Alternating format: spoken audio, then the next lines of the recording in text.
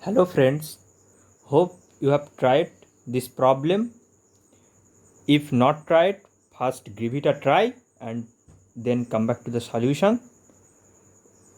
It is a very easy problem on electrostatics where you have to find the electric force of interaction two between a non-conducting uniformly charged ring and a semi-infinite wire with the same charge density lambda or different charge density. Maybe it can be different charge density, but for sake of simplicity let's assume lambda same charge density, or some lambda 1 lambda 2 you can assume charge density to be different. So uh, it is very easy. See, we know the expression of electric field. We know the expression of electric field on the axis from the center at a distance x on a point on the axis due to the ring is that. You know that expression. If you don't know, then watch the last part of the video where I will be deriving this expression. So for a moment assume this is true expression. What is that? Electric field due to ring at point P on the axis x, on the axis. Okay, so electric force will be what? Electric force will be this elemental. So where what you are calculating, the force, the small force, you split it up, you split it up, this semi infinite wire, in millions of parts. So dx here, dx here, dx here, dx, small parts. You split it up, the whole semi infinite wire, in millions of parts, small parts, and you are calculating the electric field. If you know the electric field at this point, you know the electric force, because electric force equals to electric field times of that small charge. So you are calculating electric, you have to know the electric field at this electric field at this point. Okay, and you know that. So you will be, so electric field, electric force on this element dx by the ring will be df, small force, because you are you want to calculate the total force on this semi infinite wire. So on this small element, a small portion of force will be applied, that is df, that I am writing df. Will means we sum up all those force, and continuous sum up means integral. Continuous sum up means integral. Discrete sum up means sigma. What that we write in mathematics, sigma. Continuous sum up means integral. So df equals to electric field at that point. You know the expression, put that expression into charge in small, charge content in this small portion. Charge content will be charge density into length. Okay, charge density lambda into dx. Okay, and you will calculate force here, force at center, force as a, so df. So you then you sum up this portion, this force, and so limit will be basically x going to 0 to infinity. So x 0 to infinity I have put. You just express and integrate, simple basic integration. So that result will be this. This is just a mathematics. There is nothing new. Just you have to know that expression which I will derive by similar method, this similar method, integration.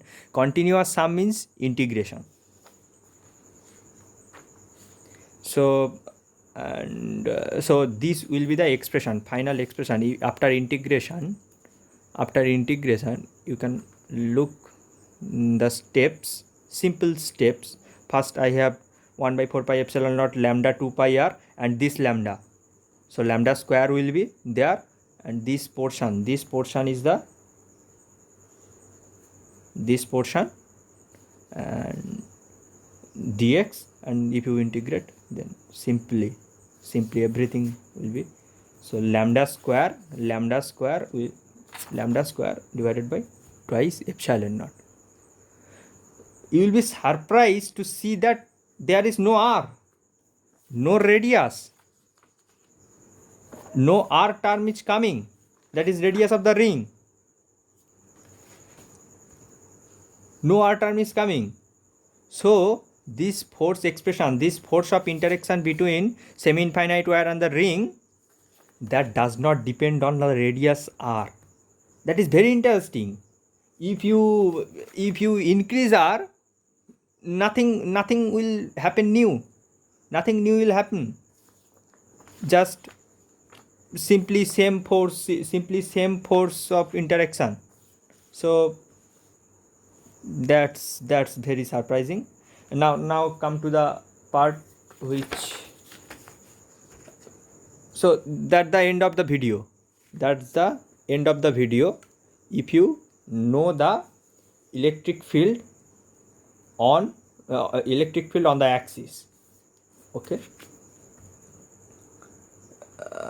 But if you don't know, wait some time.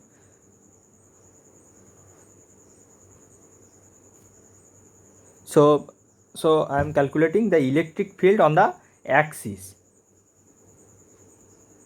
So here charge density, okay, don't forget the charge density. Here charge density I have not drawn, but I think you have assumed. So that charge density, and you are calculating at that x, at that distance x, so radius r.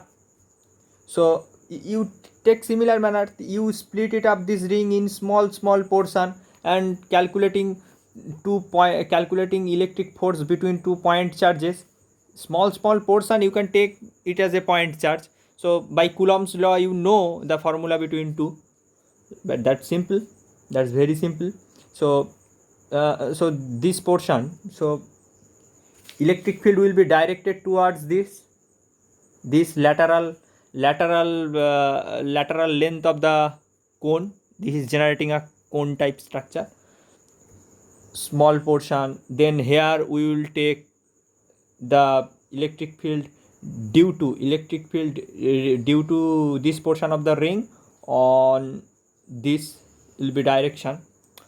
And note one thing, that in total circle, different parts, upper and lower part, upper half and lower half, that parts will be cos part will remain, but sine part will cancel out.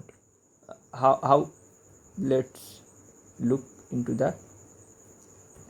That's the electric field. Suppose this portion, this is symmetric figure na, this electric field. So this cos component is here, and here also the cos component, and the sine component is there, but just diametrically opposite points, cancel out each other sine effects, okay, and cos effects just add it up in the direction of this axis, along the axis. So basically net electric field will be cos component plus sine component. So sine component is cancelled out and cos component will remain. So net electric field will along the axis. So you can just electric field due to this small element on this point will be dE equals to 1 by 4 pi epsilon naught this charge, small charge contained in this element on the portion of the ring, that will be lambda into charge density into this length dl divided by length square, this length square, that will be r square plus x square, r square plus x square, and we have to take that cos component, because we don't have to worry about the sine component, because that will be cancelled out. So cos component will be what, that cos component by simple geometry, cos component will be x divided by base divided by hypotenuse by root under r square plus x square. Okay, and everything is constant. You have to just integrate along the periphery. You don't have to integrate along the x, because you are calculating electric field on the fixed point at fixed distance. You just taking parts along the periphery.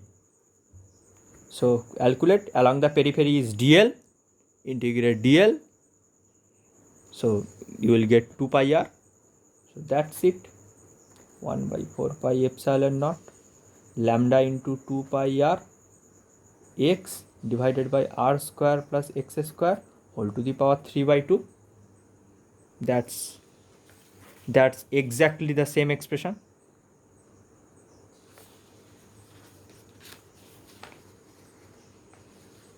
That's exactly the same expression.